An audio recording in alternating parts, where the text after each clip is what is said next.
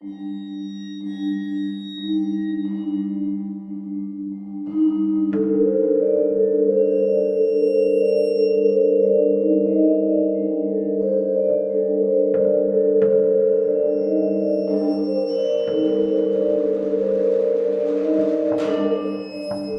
Treasure of Abbot Thomas, Part the First. Verum usque in presentem diem multa gariunt inter se canonici de abscondito quodam istius abbatis Thome thesauro, quem sepe, quamquam ad hoc incassum, quae siverunt stein feldenses. Ipsum enim Thomam ad hoc Florida in etate existentem ingentem, aurimassem circa monasterium de Fodice peribent, de quo multoties interrogatus ubi esset, cum riso respondere solitus erat, Job, Ioannis et Zacharias vel vobis vel posteris indicabunt. Idemque aliquando adicere se inventuris minime invisurum. Inter alia, huius abbatis opera, hoc memoria precipue dignum indico quod fenestram magnam in orientali parte ale australis in ecclesia sua imaginibus optime in vitro depictis impleverit. Id quod et ipsius effigies et insignia ibidem posita demonstrant. Domum quoque abbatialem ferre tota restauravit. Puteo in atrio ipsius effoso, et lapidus marmoreis pulchre celatis exornato. Decesit autem, morte aliquantulum subitaniae peculsus, etatis suae anno septuaginta secundus, incarnationis vero dominice 1595. I suppose I shall have to translate this, said the Antiquary to himself, as he finished copying the above lines from that rather rare and exceedingly diffuse book, the Celtum Stein Feldense Norbertinum.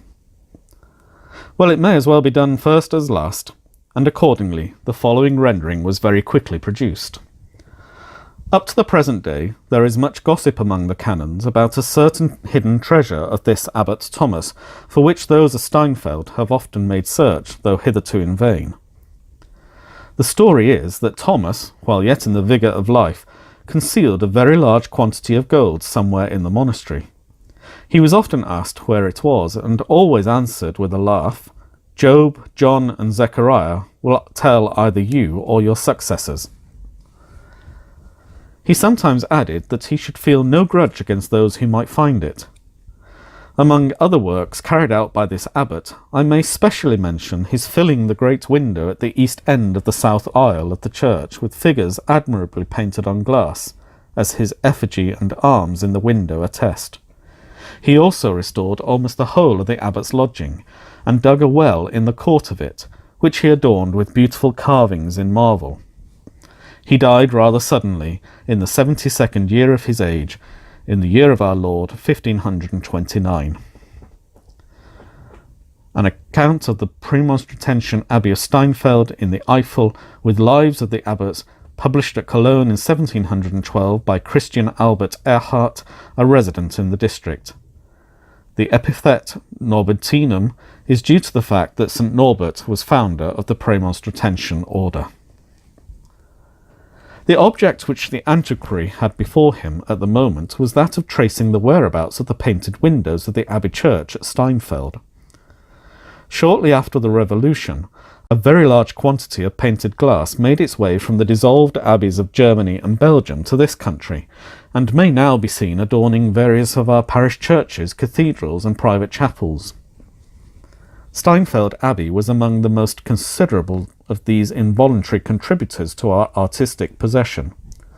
I am quoting the somewhat ponderous preamble of the book which the Antiquary wrote, and the greater part of the glass from that institution can be identified without much difficulty by the help either of the numerous inscriptions in which the place is mentioned, or of the subjects of the windows, in which several well-defined cycles or narratives were represented.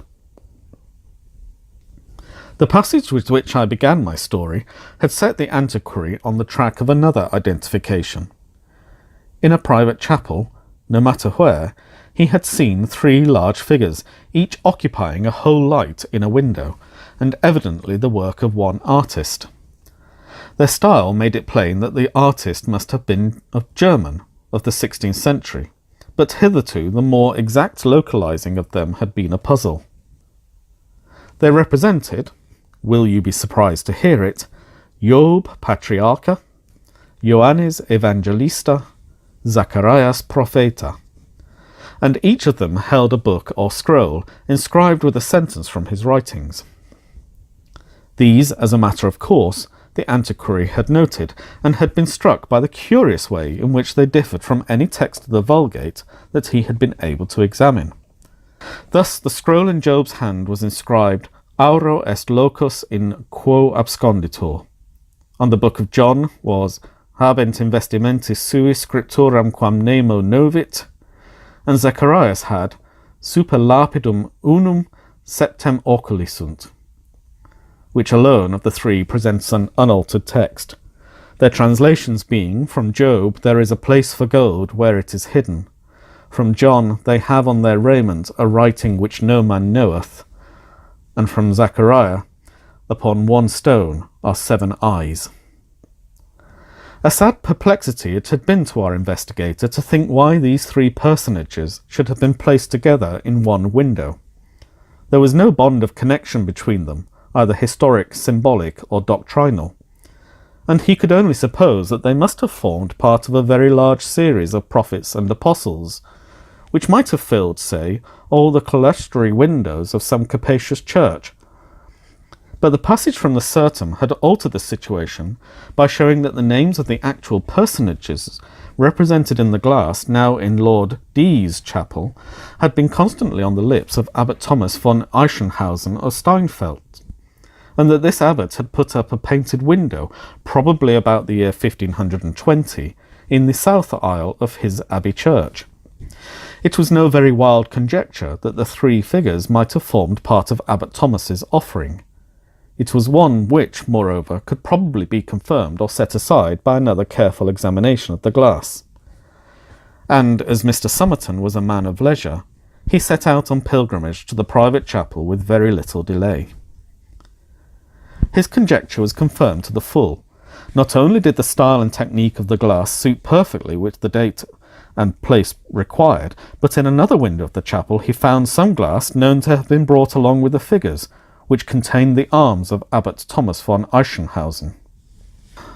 At intervals during his researches, Mr. Somerton had been haunted by the recollection of the gossip about the hidden treasure, and as he thought the matter over, it became more and more obvious to him that if the abbot meant anything by the enigmatical answer which he gave to his questioners, he must have meant that the secret was to be found somewhere in the window he had placed in the abbey church. It was undeniable, furthermore, that the first of the curiously selected texts on the scroll in the window might have been taken to have a reference to hidden treasure. Every feature, therefore, or mark which could possibly assist in elucidating the riddle which he felt sure the abbot had set to posterity, he noted with scrupulous care, and returning to his Berkshire manor house, consumed many a pint of the midnight oil over his tracings and sketches. After 2 or 3 weeks, a day came when Mr. Somerton announced to his man that he must pack his own and his master's things for a short journey abroad, whither for the moment we will not follow him. Part the second. Mr. Gregory, the rector of Parsbury, had strolled out before breakfast, it being a fine autumn morning, as far as the gate of his carriage drive, with intent to meet the postman and sniff the cool air. Nor was he disappointed of either purpose. Before he had had time to answer more than 10 or 11 of the miscellaneous questions propounded to him in the lightness of their hearts by his young offspring, who had accompanied him, the postman was seen approaching, and among the morning's budget was one letter bearing a foreign postmark and stamp, which became at once the object of an eager competition among the youthful Gregorys, and addressed in an uneducated but plainly an English hand. When the rector opened it and turned to the signature, he realized that it came from the confidential valet of his friend and squire, Mr. Somerton. Thus it ran. Honoured Sir, as I am in great anxiety about master, I write at his wish to beg you, sir, if you could be so good as step over. Master has had a nasty shock and keeps his bed. I never have known him like this, but no wonder, and nothing will serve but you, sir. Master says what I mention the short way here is drive to Coblentz and take a trap. Hoping I have made all plain, but am much confused in myself, what with anxiety and wakefulness at night. If I might be so bold, sir, it will be a pleasure to see a honest British face among all these foreign ones.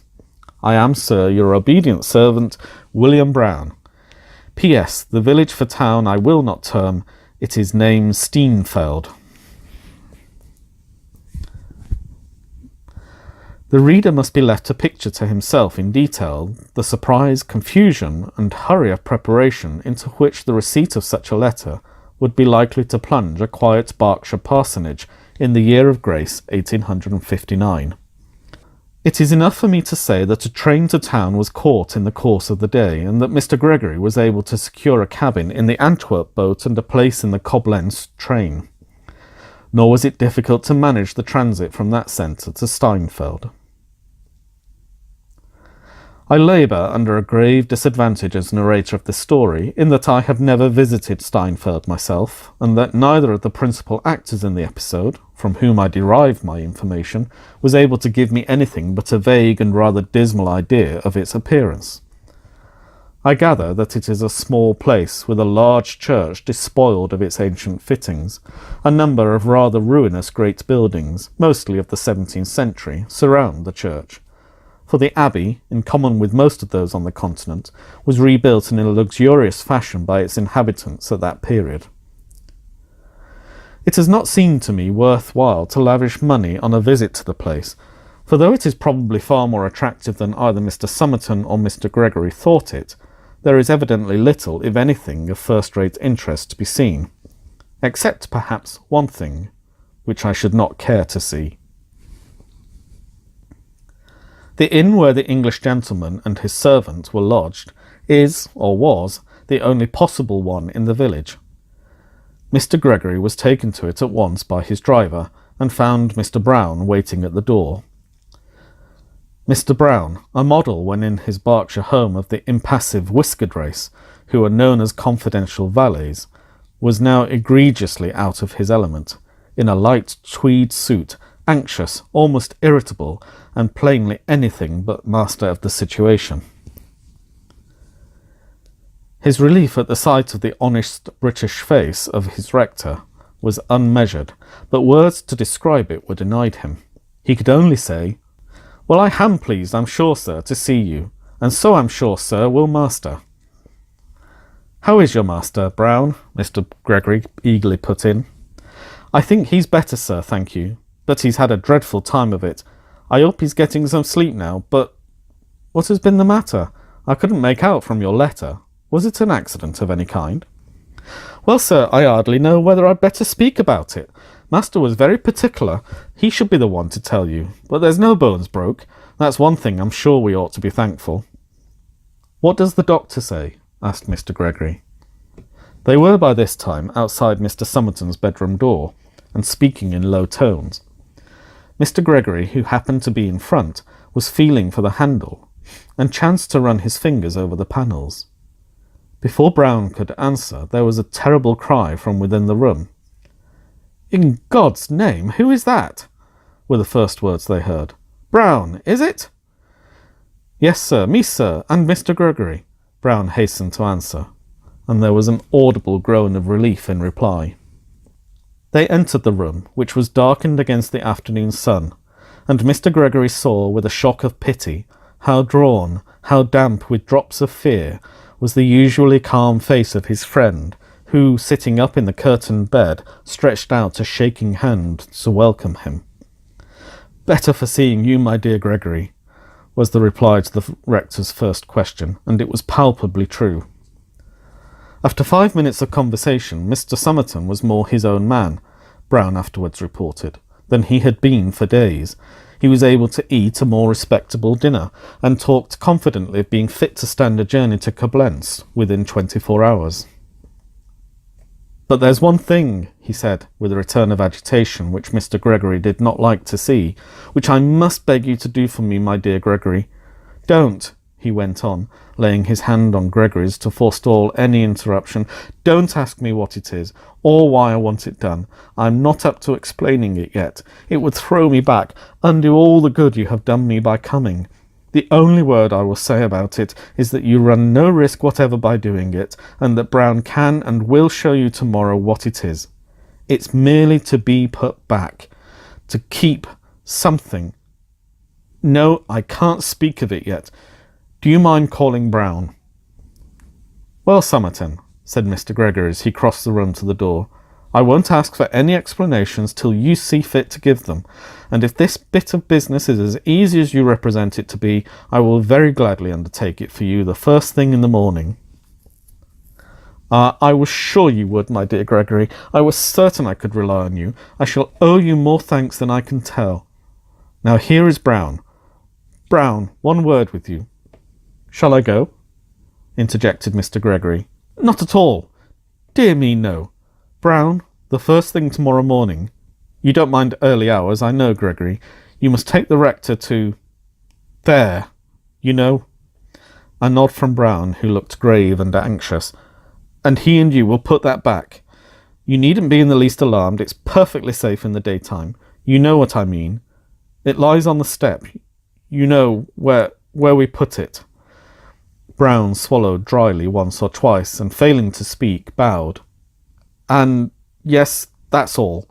Only this one other word, my dear Gregory. If you can manage to keep from questioning Brown about this matter, I shall be still more bound to you. Tomorrow evening at latest, if all goes well, I shall be able, I believe, to tell you the whole story from start to finish. And now I'll wish you good night. Brown will be with me. He sleeps here, and if I were you, I should lock my door. Yes, be particular to do that. They like it, the people here, and it's better. Good night. Good night. They parted upon this, and if Mr. Gregory woke once or twice in the small hours, and fancied he'd heard a fumbling about the lower part of his locked door, it was perhaps no more than what a quiet man, suddenly plunged into a strange bed in the heart of a mystery, might reasonably expect. Certainly he thought to the end of his days that he had heard such a sound twice or three times between midnight and dawn. He was up with the sun and out in company with Brown soon after. Perplexing as was the service he had been asked to perform for Mr. Somerton, it was not a difficult or an alarming one, and within half an hour from his leaving the inn it was over. What it was, I shall not as yet divulge. Later in the morning, Mr. Somerton, now almost himself again, was able to make a start from Steinfeld, and that same evening, whether at Koblenz or at some other intermediate stage on the journey, I am not certain, he settled down to the promised explanation. Brown was present, but how much of the matter was ever really made plain to his comprehension he would never say, and I am unable to conjecture. Part the third. This was Mr. Somerton's story. You know roughly, both of you, that this expedition of mine was undertaken with the object of tracing something in connection with some old painted glass in Lord D.'s private chapel. Well, the starting point of the whole matter lies in this passage from an old printed book, to which I will ask your attention. And at this point, Mr. Somerton went carefully over some ground with which we are already familiar. On my second visit to the chapel, he went on, my purpose was to take every note I could of figures, lettering, diamond scratchings on the glass, and even apparently accidental markings. The first point which I tackled was that of the inscribed scrolls. I could not doubt that the first of these, that of Job, there is a place for the gold where it is hidden, with its intentional alteration, must refer to the treasure. So I applied myself with some confidence to the next, that of St. John. They have on their vestures a writing which no man knoweth. The natural question will have occurred to you, was there an inscription on the robes of the figures? I could see none. Each of the three had a broad black mantle to his border, which made a conspicuous and rather ugly feature in the window. I was nonplussed, I will own, and but for a curious bit of luck, I think I should have left the search where the canons of Steinfeld had left it before me. But it so happened that there was a good deal of dust on the surface of the glass, and Lord D, happening to come in, noticed my blackened hands, and kindly insisted on sending for a Turk's head broom to clean down the window. There must, I suppose, have been a rough piece in the broom. Anyway, as it passed over the border of one of the mantles, I noticed that it left a long scratch, and that some yellow stain instantly showed up. I asked the man to stop his work for a moment, and ran up the ladder to examine the place. The yellow stain was there, sure enough, and what had come away was a thick black pigment, which had evidently been laid on with the brush after the glass had been burnt, and could therefore be easily scraped off without doing any harm. I scraped accordingly, and you will hardly believe, no, I do you an injustice, you will have guessed already, that I found under this black pigment 2 or 3 clearly formed capital letters in yellow stain on a clear ground. Of course I could hardly contain my delight. I told Lord D that I had detected an inscription which I thought might be interesting, and begged to be allowed to uncover the whole of it. He made no difficulty about it whatever, told me to do exactly as I pleased, and then, having an engagement, was obliged, rather to my relief I must say, to leave me. I set to work at once and found the task a fairly easy one. The pigment, disintegrated of course by time, came off almost at a touch, and I don't think that it took me a couple of hours all told to clean the whole of the back borders in all 3 lights. Each of the figures had, as the inscription said, a writing on their vestures which nobody knew. This discovery, of course, made it absolutely certain to my mind that I was on the right track. And now, what was the inscription? While I was cleaning the glass, I almost took pains not to read the lettering, saving up the treat until I had got the whole thing clear. And when that was done, my dear Gregory, I assure you I could almost have cried from sheer disappointment. What I read was only the most hopeless jumble of letters that was ever shaken up in a hat. Blank as I felt, and must have looked for the first few minutes, my disappointment didn't last long. I realised almost at once that I was dealing with a cipher or cryptogram, and I reflected that it was likely to be of a pretty simple kind considering its early date. So I copied the letters with the most anxious care. Another little point, I may tell you, turned up in the process, which confirmed my belief in the cipher. After copying the letters on Job's robe, I counted them to make sure that I had them right.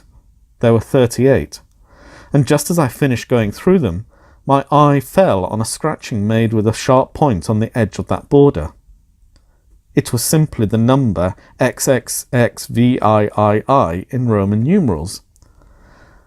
To cut the matter short, there was a similar note, as I may call it, in each of the other lights, and that made it plain to me that the glass painter had had very strict orders from Abbot Thomas about the inscription, and had taken pains to get it correct. Well, after that discovery you may imagine how minutely I went over the whole surface of the glass in search of further light. Of course I did not neglect the inscription on the scroll of Zechariah. Upon one stone are 7 eyes. But I very quickly concluded that this must refer to some mark on a stone which could only be found in situ, where the treasure was concealed. To be short, I made all possible notes and sketches and tracings, and then came back to Parsbury to work out the cipher at leisure. Oh, the agonies I went through! I thought myself very clever at first, for I made sure that the key would be found in some of the old books on secret writing. The Steganographia of Joachim Trithemius, who was an earlier contemporary of Abbot Thomas, seemed particularly promising. So I got that, and Selenius's Cryptographia, and Bacon's De Augmentatientiarum, and some more, but I could hit upon nothing. Then I tried the principle of the most frequent letter, taking first Latin and then German as a basis. That didn't help either. Whether it ought to have done so, I'm not clear, and then I came back to the window itself and read over my notes, hoping almost against hope that the abbot might himself have somewhere supplied the key I wanted. I could make out nothing of the colour or pattern of the robes, There were no landscape backgrounds with subsidiary objects. There was nothing in the canopies. The only resource possible seemed to be in the attitudes of the figures. Job, I read, scroll in left hand, forefinger of right hand extended upwards. John holds inscribed book in the left hand, with right hand blesses with 2 fingers. Zechariah, scroll in left hand, right hand extended upwards as Job, but with 3 fingers pointing up. In other words, I reflected, Job has 1 finger extended, John has 2, Zechariah has 3. May not there be a numerical key concealed in that? My dear Gregory, said Mr. Somerton, laying his hand on his friend's knee, that was the key. I didn't get to fit at first, but after 2 or 3 trials I saw what was meant. After the first letter of the inscription, you skip 1 letter. After the next, you skip 2, and after that 3. Now look at the result I got. I've underlined the letters which form words. Do you see it? Decem milia auri reposita sunt in putio in at. 10,000 pieces of gold are laid up in a well in, followed by an incomplete word beginning at. So far, so good. I tried the same plan with the remaining letters, but it wouldn't work, and I fancied that perhaps the placing of dots after the 3 last letters might indicate some difference of procedure.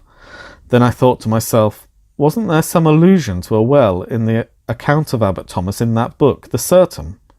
Yes, there was. He built a putius in atrio, a well in the court. There, of course, was my word atrio. The next step was to copy out the remaining letters of the inscription, omitting those that I had already used. That gave what you will see on this slip. Now, I knew what the first 3 letters I wanted were, namely Rio, to complete the word atrio. And as you will see, these are all to be found in the first 5 letters. I was a little confused at first by the occurrence of 2 I's, but very soon I saw that every alternate letter must be taken in the remainder of the inscription. You can work it out for yourself, the result, continuing where the first round left off, thus, Rio Domus abbatialis de Steinfeld a me, Toma, qui posui custodem super ea, Gare a qui la touche. So the whole secret was out. 10,000 pieces of gold are laid up in the well in the court of the abbot's house of Steinfeld by me, Thomas, who have set a guardian over them. Gare a qui la louche. The last words I ought to say are a device which Abbot Thomas had adopted. I found it with his arms in another piece of glass at Lord D's, and he drafted it bodily into his cipher, though it doesn't quite fit in point of grammar. Well, what would any human being have been tempted to do, my dear Gregory, in my place? Could he have helped setting off, as I did, to Steinfeld, and tracing the secret literally to the fountainhead? I don't believe he could. Anyhow, I couldn't. And, as I needn't tell you, I found myself at Steinfeld as soon as the resources of civilization could put me there, and installed myself in the inn you saw. I must tell you that I was not altogether free from forebodings, on one hand of disappointment, on the other of danger. There was always the possibility that Abbot Thomas's well might have been wholly obliterated, or else that someone ignorant of cryptograms and guided only by luck might have stumbled on the treasure before me. And then, there was a very perceptible shaking of the voice here. I was not entirely easy, I do not mind confessing, as to the meaning of the words about the guardian of the treasure. But if you don't mind, I'll say no more about that until it becomes necessary. At the first possible opportunity, Brown and I began exploring the place. I had naturally represented myself as being interested in the remains of the abbey, and we could not avoid paying a visit to the church, impatient as I was to be elsewhere. Still, it did interest me to see the windows where the glass had been, and especially that at the east end of the south aisle. In the tracery lights of that, I was startled to see some fragments and coats of arms remaining. Abbot Thomas's shield was there, and a small figure with a scroll inscribed Oculus Arbent et non videbunt. They have eyes and shall not see, which, I take it, was a hit of the abbot at his cannons. But of course the principal object was to find the abbot's house. There is no prescribed place for this, so far as I know, in the plan of a monastery. You can't predict of it, as you can of the chapter house, that it will be on the eastern side of the cloister, or, as of the dormitory, that it will communicate with the transept of the church. I felt that if I asked many questions, I might awaken lingering memories of the treasure, and I thought it best to try first to discover it for myself.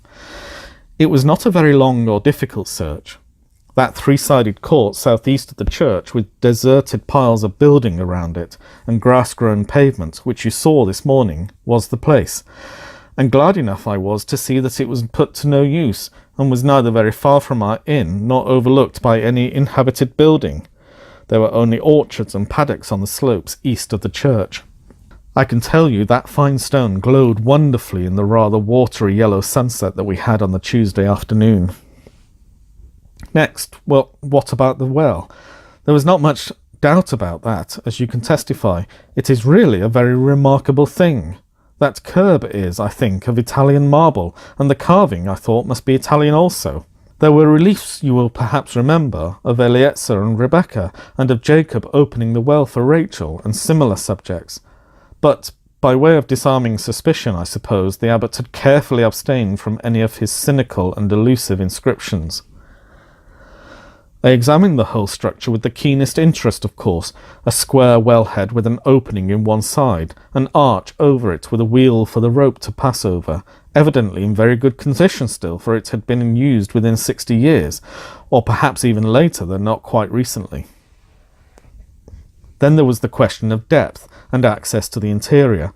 I suppose the depth was about 60 to 70 feet, and as to the other point, it really seemed as if the abbot had wished to lead searchers up to the very door of his treasure house, for, as you tested for yourself, there were big blocks of stone bonded onto the masonry, and leading down in a regular staircase round and round the inside of the well.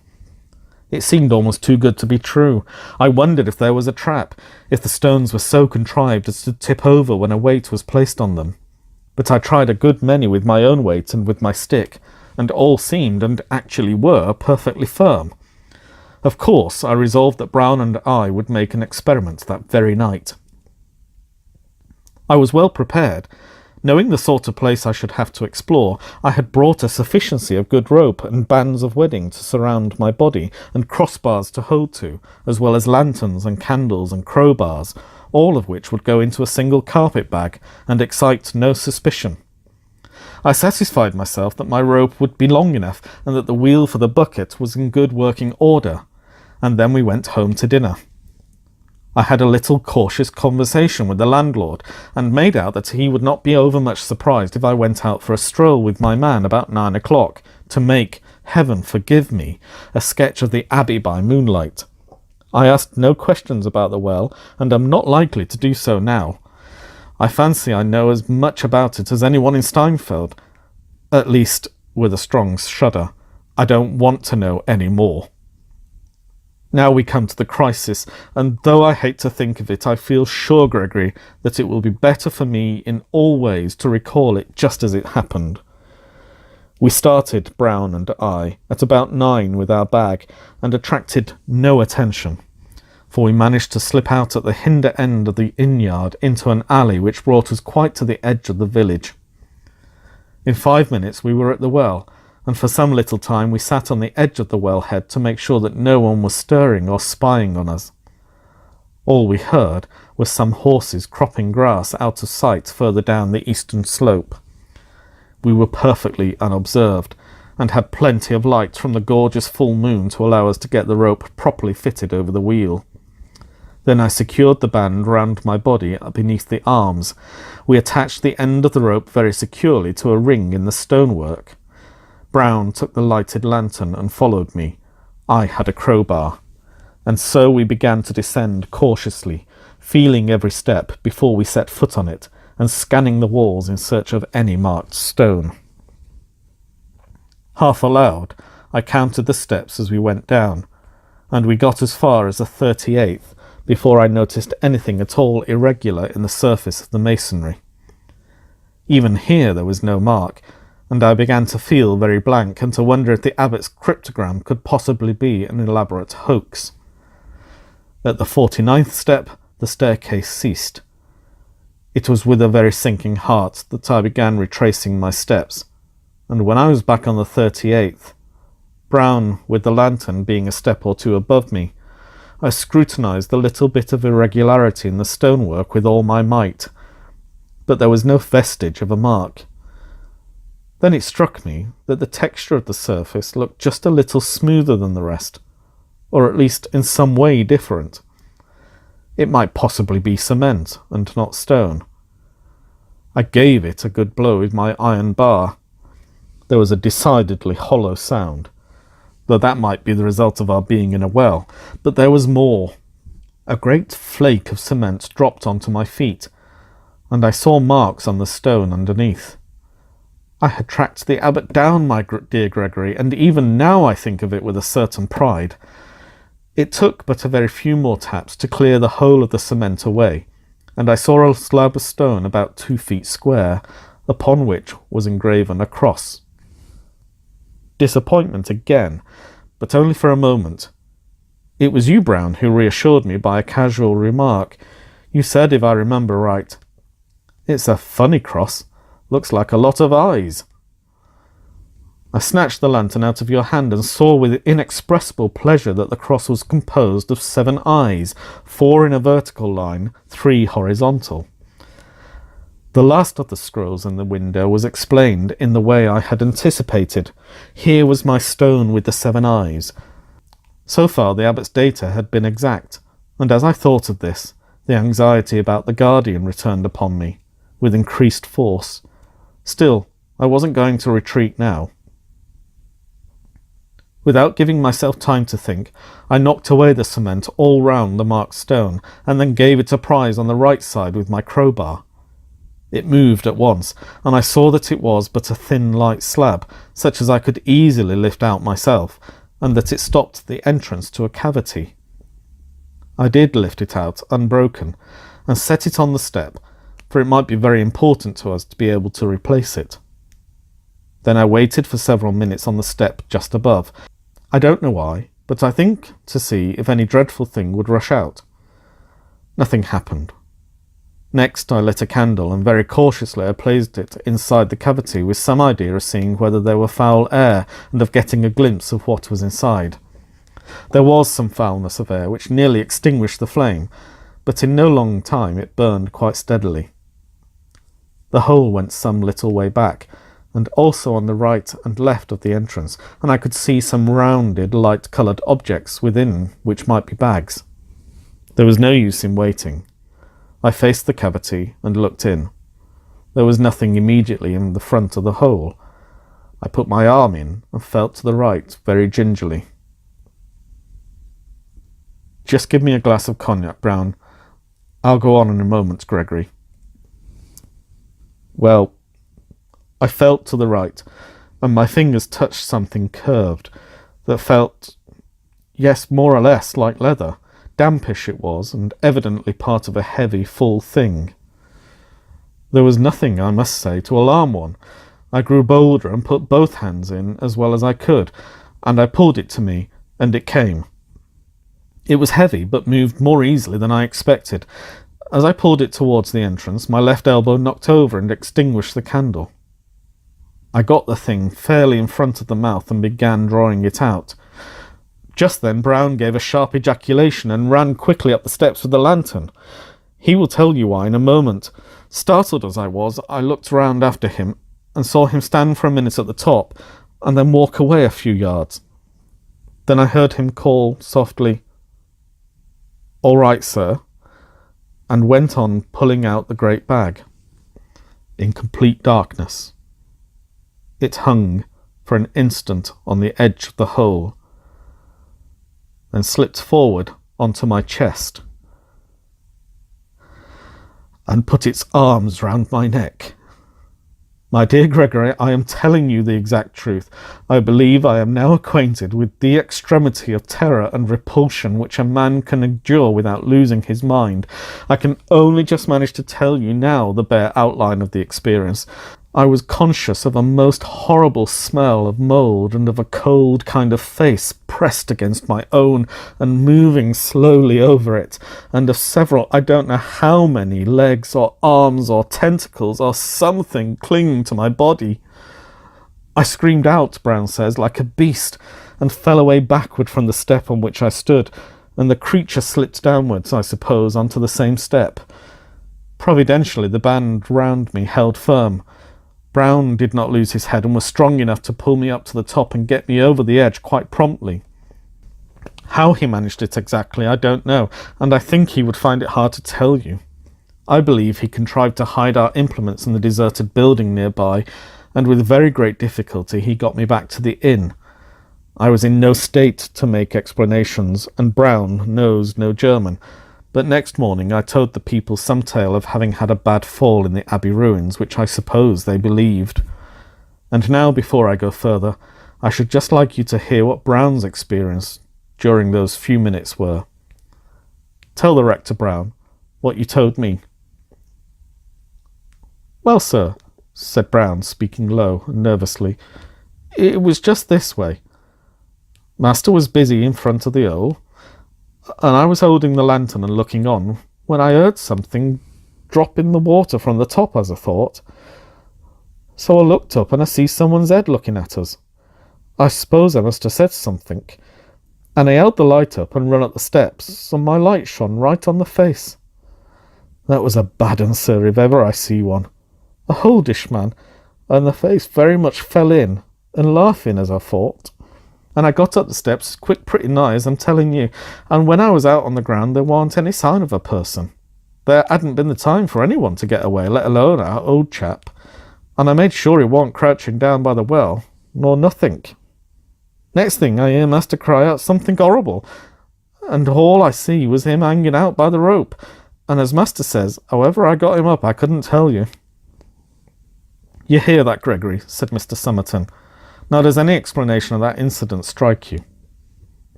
The whole thing is so ghastly and abnormal that I must own it puts me quite off my balance.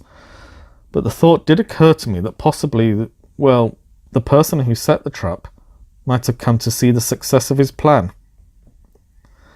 Just so, Gregory, just so. I think of nothing else so likely. I should say, if such a word had a place anywhere in my story, I think it must have been the Abbot. Well, I haven't much more to tell you. I spent a miserable night, Brown sitting up with me. Next day I was no better, unable to get up, no doctor to be had, and if one had been available I doubt if he could have done much for me. I made Brown write off to you, and spent a second terrible night. And Gregory, of this I am sure, and I think it affected me more than the first shock, for it lasted longer. There was someone or something on the watch outside my door the whole night. I almost fancy there were two. It wasn't only the faint noises I heard from time to time all through the dark hours, but there was the smell, the hideous smell of mould. Every rag I had had on me on that first evening I had stripped off and made Brown take it away. I believe he stuffed the things into the stove in his room. And yet the smell was there, as intense as it had been in the well, and what is more, it came from outside the door.